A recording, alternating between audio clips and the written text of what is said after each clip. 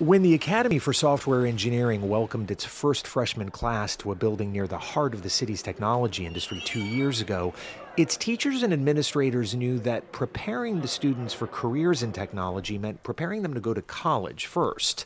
And they knew that was more likely to happen if they had some help.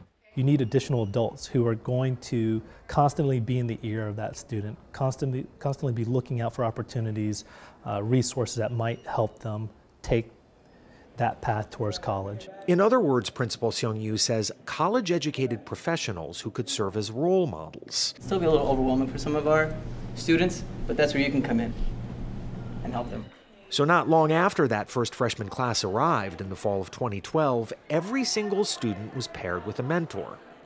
A nonprofit called iMentor finds those adults, trains them, and coordinates what they do with students. It also runs classes that are integral to the school's curriculum. I want to bring everyone back and ready to share their opinions. The classes are designed to help students develop what are known as the soft skills that'll help them succeed in college and their careers. Not how to write good computer code, but instead things like how to set goals and think critically about controversial topics. Every single one of you has an experience with metal detectors. Once a week, students email their mentors to discuss those ideas. Once a month, the mentors come to the school cafeteria to spend an evening with their students for dinner and some FaceTime. For some students, a mentor may be the only adult they know who can speak from experience about applying to college, getting a degree, and building a professional career.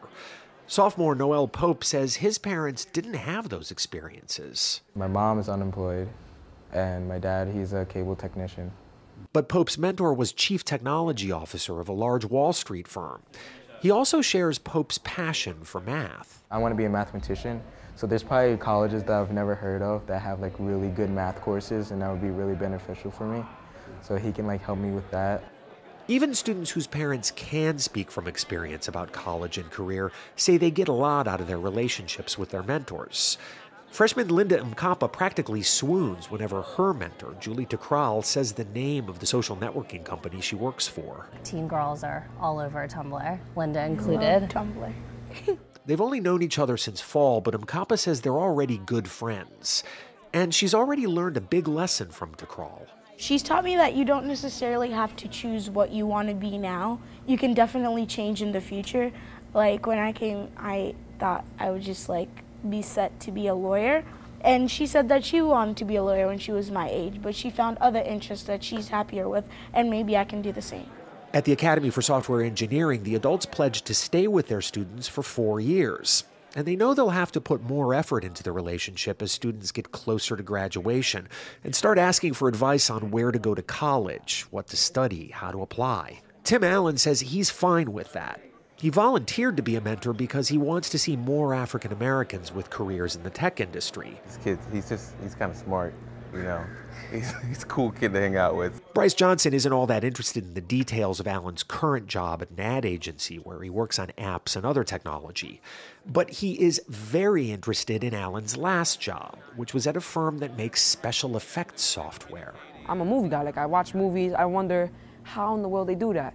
And he used to work with technology, so now I don't have to only learn about technology in school. I can also learn it from like somebody that already did. Principal Seung-yu says the mentoring program is not easy to run. He says school officials have to dedicate a lot of effort to helping mentors from the moment they volunteer. Explaining to mentors what the commitment is, getting them the appropriate training, and then helping the schools relay the same message to the students and to the parents. The Academy has resources that other schools don't, like backing from one of New York's most prominent venture capitalists and support from big tech firms. The technology industry has been at the center of the city's economic development strategy for a few years now. All of that may be why the iMentor program has so far managed to avoid the thing that makes it so hard to expand other mentoring programs across the country: the shortage of college-educated professionals willing to volunteer and put in the effort.